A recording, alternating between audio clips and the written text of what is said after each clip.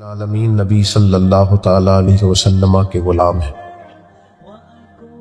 اور اللہ تعالیٰ نے ہمارے لیے بڑی آسانی کر دی ہے۔ ہمیں یہ کہا ہے کہ لَقَدْ كَانَ لَكُمْ فِي رَسُولِ اللَّهِ أُسْوَةٌ حَسَنَةٌ، تمہارے لیے اللہ کے رسول صلی اللہ تعالیٰ علیہ وسلم کی زندگی بہترین نمونہ عمل ہے۔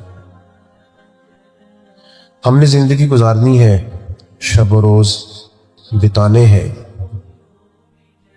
تو وقت کچھ تیزی اختیار کر گیا ہے۔ زندگی میں ٹھہراؤ نہیں رہا بہت سارے لوگوں کی۔ غربت اگر پریشان ہے تو دولت بھی بڑی آزمائش کا شکار ہے۔ بے روزگار اگر تکلیف میں ہے تو جن کے پاس کوئی ذریعہ ہے وہ بھی کوئی کم آزمائش میں ہے۔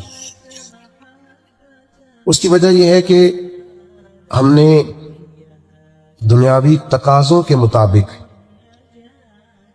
اپنے معاملات کو ترتیب دیا ہے، اسوہ حسنہ کو نہیں دیکھا۔ ہم نے یہ دیکھا ہے ماحول کس طرح کا ہے، اس طرح کے ماحول میں ڈھل گئے۔ بہت سارے لوگ ایسے ہیں جو دیکھتے ہیں کہ ڈیمانڈ کیا ہے قوم کی، مزاج کیا ہے، خواہش کیا ہے، کس چیز کو پسند کیا جا رہا ہے، حالانکہ انہیں پتہ ہوتا ہے حقیقت کیا ہے، اصل کیا ہے، ضرورت کیا ہے، شعور رکھتے ہیں، لیکن اس کے باوجود حقیقت کی طرف نہیں آتے۔ یاد رکھیے گا، تیزی سے لوگ ڈپریشن کا شکار ہو رہے ہیں۔ الجھی سی زندگی ہے، بکھرے بکھرے سے خیالات ہیں، ٹوٹتی بکھرتی سوچیں ہیں، صبح فیصلہ کچھ ہے، دوپہر کچھ ہے، شام کچھ ہے۔ اگر خوبصورت ہو کے جینا چاہتے ہیں اس کا بہترین طریقہ یہ ہے کہ ہم اپنے نبی کریم علیہ السلام کے طریقے کے مطابق زندگی گزاریں۔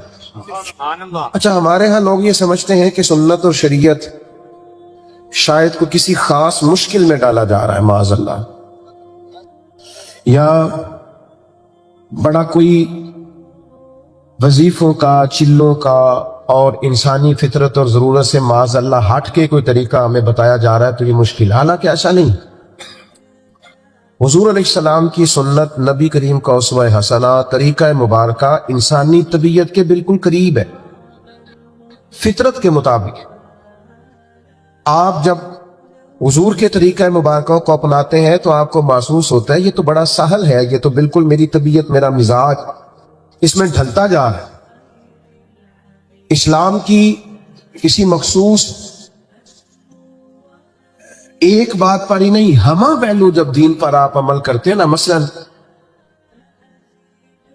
نبی کریم صلی اللہ تعالی علیہ وسلم نے نا تجارت کو پسند فرمایا ہے۔ حضور نے خود تجارت فرمائی ہے۔ نبی پاک علیہ السلام فرماتے ہیں اللہ تعالیٰ نے رزق کے 10 حصے کیے ہیں، 9 حصے تجارت میں رکھے، باقی سارے کاموں میں ایک حصہ ہے۔ تجارت کو پسند کیا ہے، یعنی جو لوگ زندگی میں جلدی ترقی کرنا چاہتے ہیں ان کے لیے اسلوب یہ ہے کہ وہ تجارت کو، کاروبار کو اپنائیں، اس سے جلدی انسان آگے بڑھتا ہے۔ یعنی کاروبار کو بعض لوگ سمجھتے ہیں کہ وہ فلاں صوفی، فلاں درویش کہہ رہے تھے کہ جناب آپ دنیاوی کام کرتے جا رہے ہیں اور دین کی طرف عمل نہیں کر رہے، تو تجارت کرنا دنیاوی کام ہی نہیں، یہ دینی کام ہے۔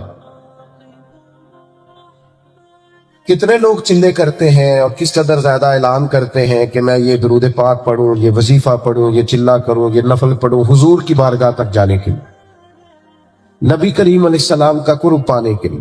لیکن آپ اسوہ حسنہ کا حسن دیکھیں کہ ایک آدمی تجارت کر رہا ہے، دکان چلا رہا ہے، کاروبار کر رہا ہے، مال خرید رہا ہے، بیچ رہا ہے، اسے کہا کہ تجھے بھی حضور کا قرب مل سکتا ہے، ادھر دیکھیں میری طرف۔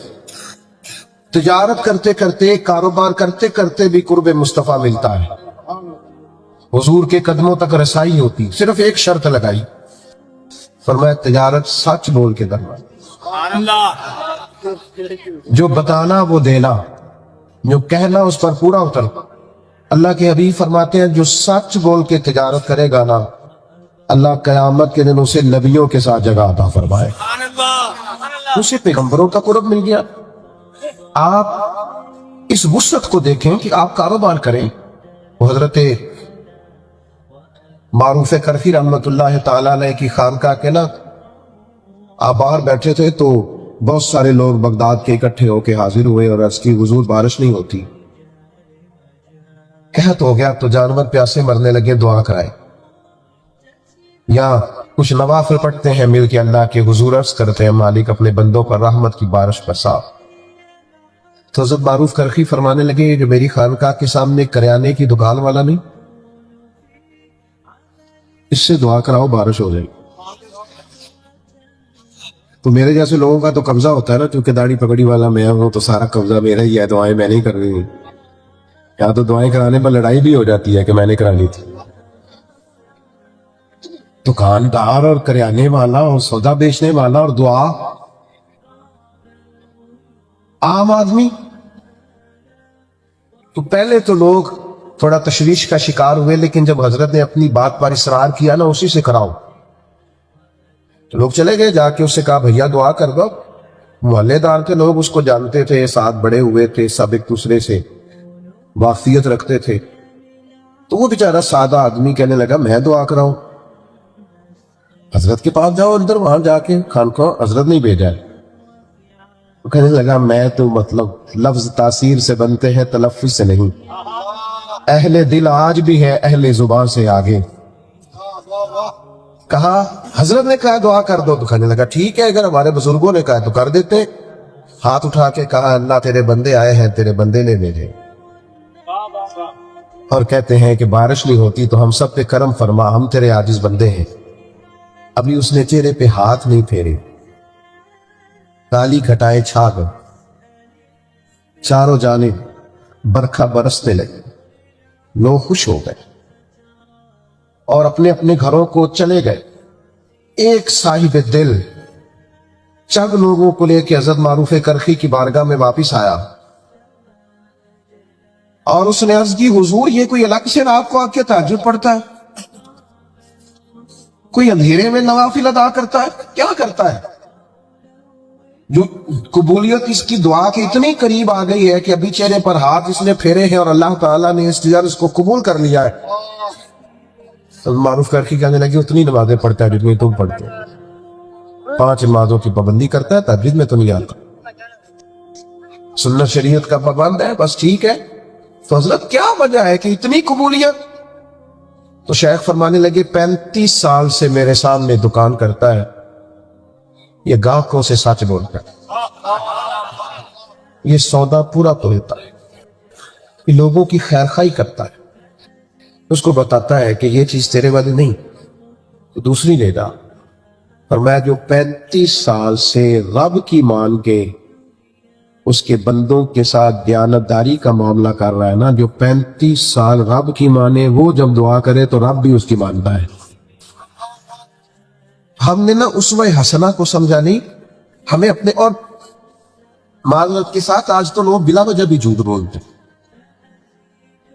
آپ تھوڑی سی باتیں کریں لوگ جلدی اعتبار کرتے ہیں، لیکن کچھ لوگ تو اتنی باتیں کرتے ہیں، اتنے دعوے کرتے ہیں، وہ جس وقت کر رہے ہوتے ہیں اسی وقت ہی ٹینشن لگ جاتی ہے کہ ویسے یہ ہو تو نہیں سکتا جو یہ کہہ رہا ہے۔ تو آپ زندگی میں اتنے دعوے کریں جس سے وقار قائم رہے، جس سے بات بنی رہے، جس سے معاملات بہتر رہے۔ امام اعظم بھی کپڑے کی دکان کرتے تھے، لیکن یہ کبھی بادل چھا جاتے نا، کبھی ہوتا ہے نا دوپہر کے وقت، اسی پنجابی چکیدہ چاڑو ہو گیا ہے، بادل چھا جاتے، کسی وقت موسم ایسا ہوتا ہے تو گاہکوں کو کپڑا ٹھیک نظر نہیں آتا تھا، اندھیرا ہو گیا تو حضرت فرماتے تھے دکان بند کر دو، صبح جب صحیح سورج نکلے گا پھر لوگوں کو کپڑا صحیح نظر آئے گا، پھر وہ رقم ٹھیک دے۔ تو ایک تو یہ کہ کوشش کریں سچ بول کے تجارت، دوسری بات یہ یاد رکھیے لوگوں کی مدد نہ کریں، صرف لوگوں کو سٹیل بھی کریں۔ حضور علیہ السلام کے زمانے میں ایک تاجر تھا تو وہ ڈوب گیا تھا۔ یہ حالات آ جاتے ہیں، میں نے بہت سارے لوگ دیکھے ہیں اور ان کا کوئی ارادہ نہیں ہوتا کسی جگہ بھی خرابی کرنے کا، لیکن اللہ کی حکمت غالب آتی ہے، بڑے بڑے لوگ پھر بیچارے کمزور پڑ جاتے۔ ایک تاجر کسی طرح پریشان ہو گیا تھا، نقصان ہو گیا، نبی کریم علیہ السلام نے لوگوں کو جمع کر کے کہا کہ اس کے ساتھ تعاون کرو، پھر سے اپنے پیروں پہ کھڑا ہو گیا۔ تو دیکھو ساری دنیا میں ہم اکیلے نہیں جی سکتے.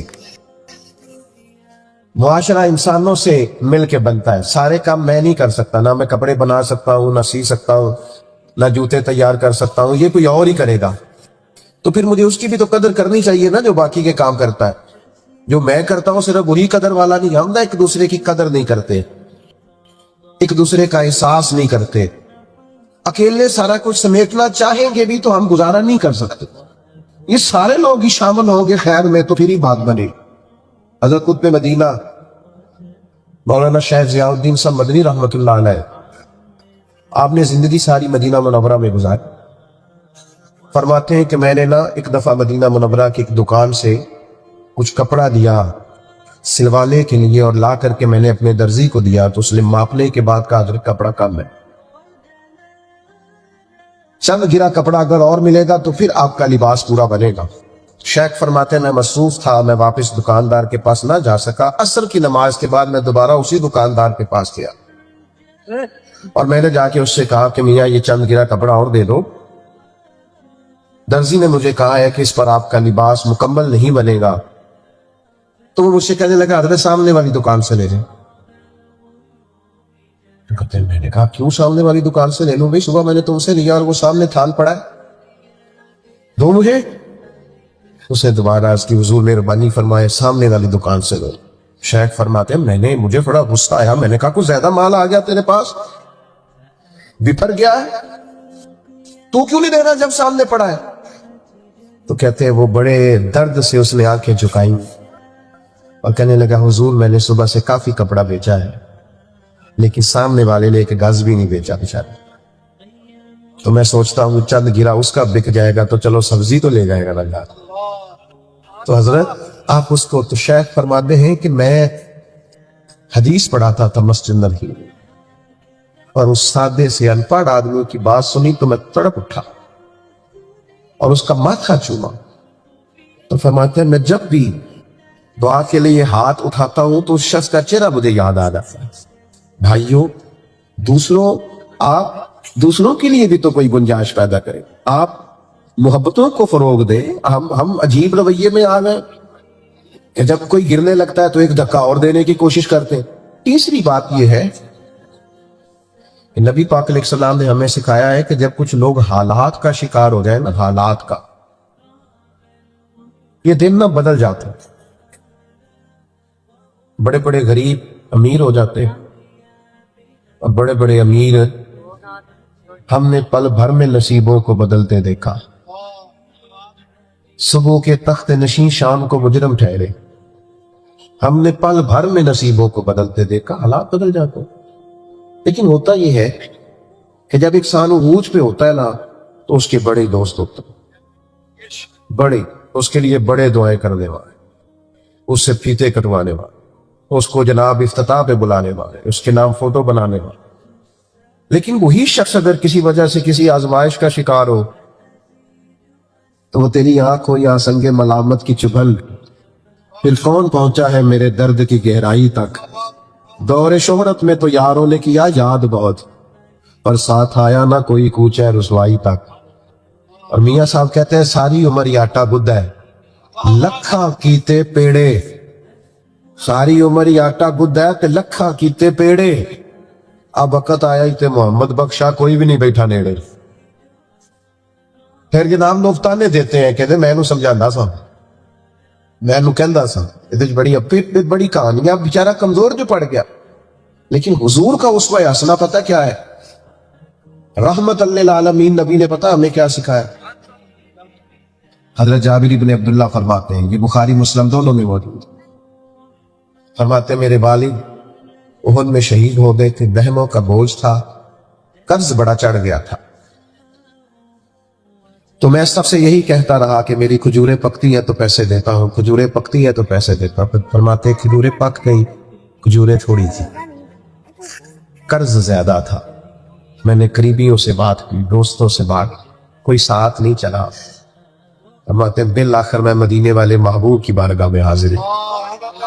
او بھائی لوگ تو اندر سے کیواڑ بند کر لیتے، پھر تو ٹیلی فون نہیں سنتے، پھر تو یہ حال ہوتا ہے الا ماشاءاللہ کہ وہ جب تک کسی کے اشتہار لگا رہا ہوتا ہے تو پھر اس جماعت کا سرگرم کارکن ہوتا ہے، ڈیوٹیاں کر رہا ہے، کہتے ہیں یہ ہماری جماعت کا سرگرم، جی آپ ہی اصل لیڈر ہے، جی آپ کارکن جو ہوئے پھر تو یہ۔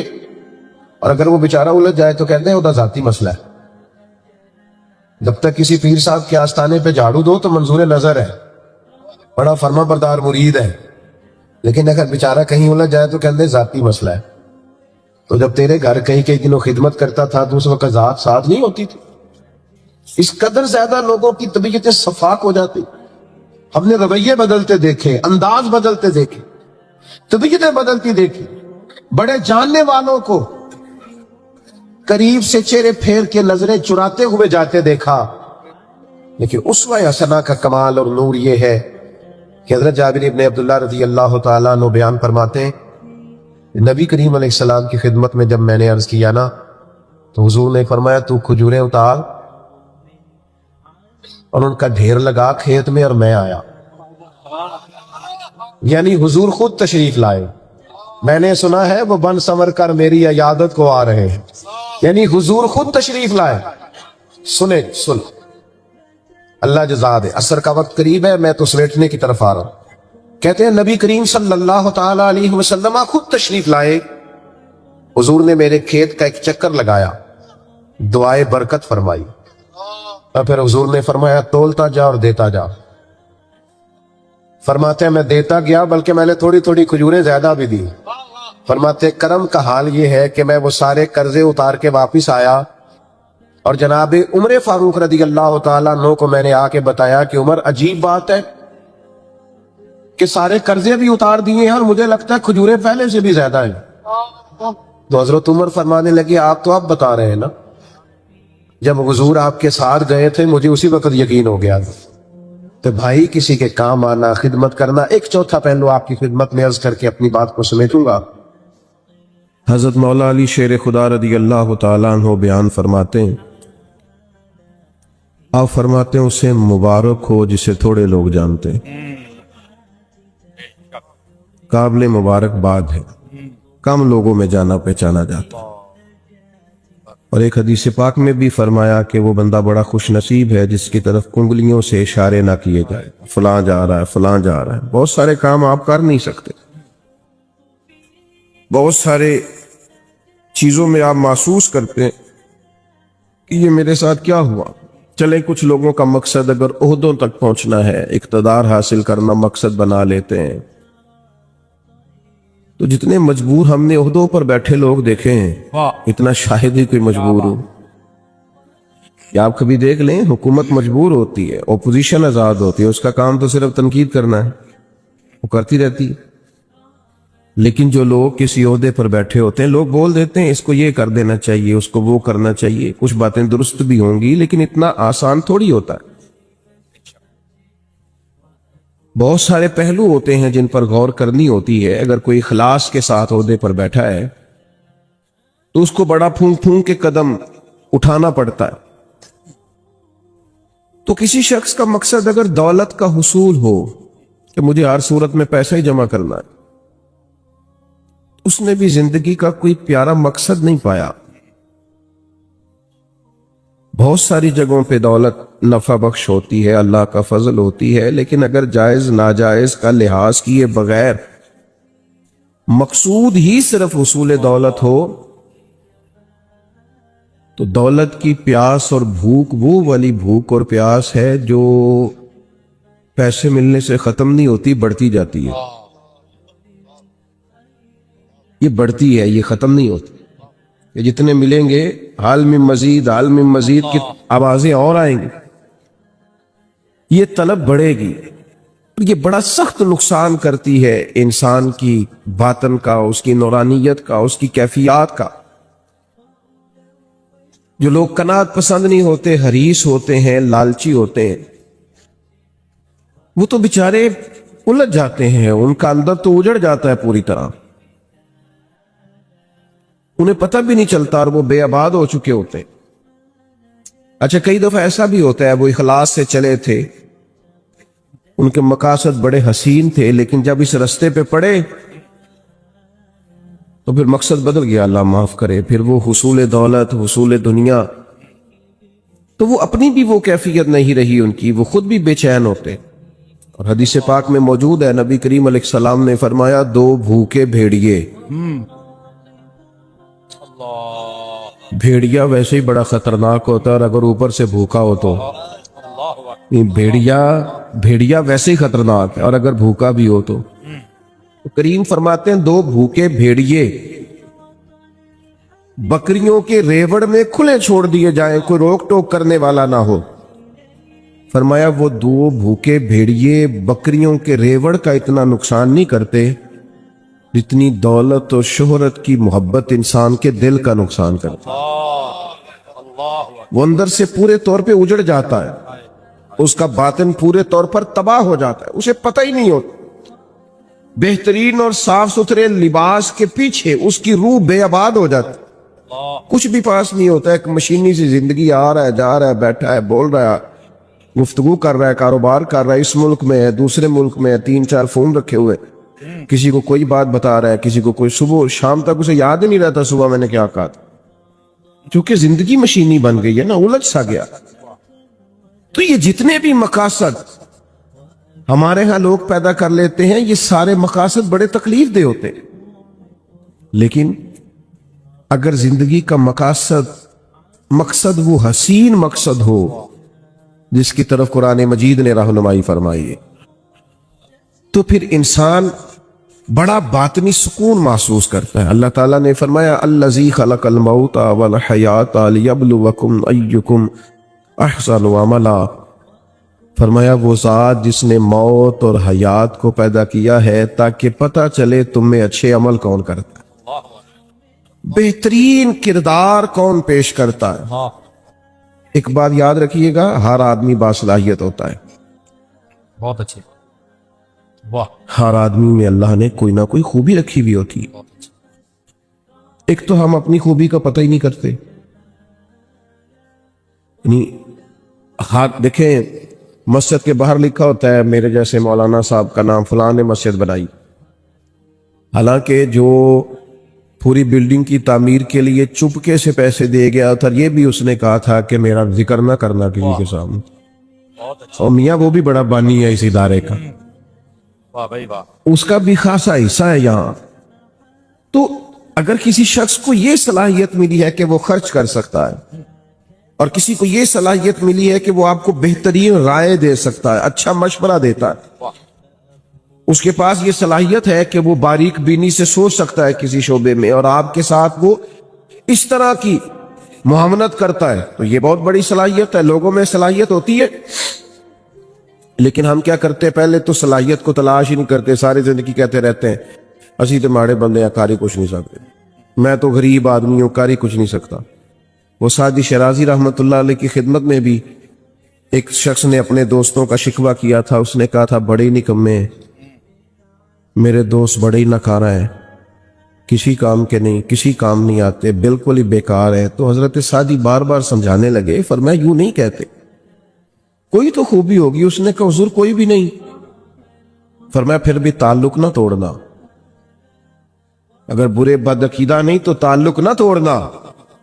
صرف کوئی خوبی نہ ہونے کی وجہ سے تعلق توڑ رہے، حضور کوئی خوبی نہیں. تو سعدی فرمانے لگے سونو پھر بھی تعلق رکھنا، پانی جتنا مرضی میلا کچیلا بھی ہو، آگ بجھانے کے کام پھر بھی آ جایا کرتا ہے.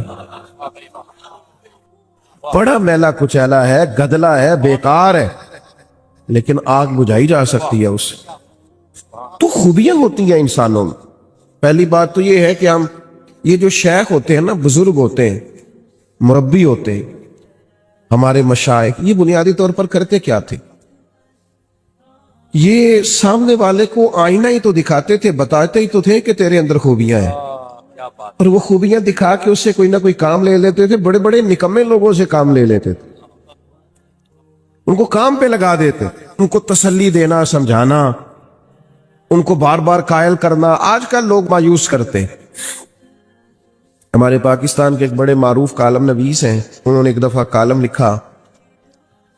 وہ تبصرہ تو اس پر کر رہے تھے کہ ملک میں چند سیاسی جماعتوں کا راج ہے، کسی اور کو سامنے نہیں آنے دیتے. تو انہوں نے ایک مثال لکھی, کہنے لگے گاؤں کا چودھری انتقال کر گیا تو پوتا اپنی دادی سے کہنے لگا اب چودھری کون بنے گا؟ تو اس نے کہا جو چودھری فوت ہوا ہے اس کا بیٹا. تو نے کہا اگر وہ بھی فوت ہو گیا تو کہا اس کا بیٹا. وہ بھی فوت ہو گیا تو انہوں نے مثال دی. تو آخر میں وہ دادی کہنے لگی پتر سارا پنڈ بھی مر جائے تو نہیں چودھری بن لگا, تو یہ چودھریوں نہیں بننا ہے, تو فکر نہ کر. تو انہوں نے مثال دی کہ کچھ بھی ہو جائے یہ چند سیاسی لوگوں نہیں آنا ہے. تو میرا کچھ رابطہ رہتا تھا, میں نے انہیں فون کیا, میں نے کہا آپ قوم کو مایوس کر رہے ہیں, یہ فکر پیدا کر رہے ہیں آپ ہماری نوجوان نسل میں کہ تم آگے آ ہی نہیں سکتے. میں نے کہا تو میرے ساتھ آ, میں تجھے بتاتا ہوں غریبوں کے بچے چودھری بنے ہوئے ہیں, کیا بات. میں تمہیں بنے ہوئے دکھاتا ہوں, ہماری نظروں میں آئیں گے.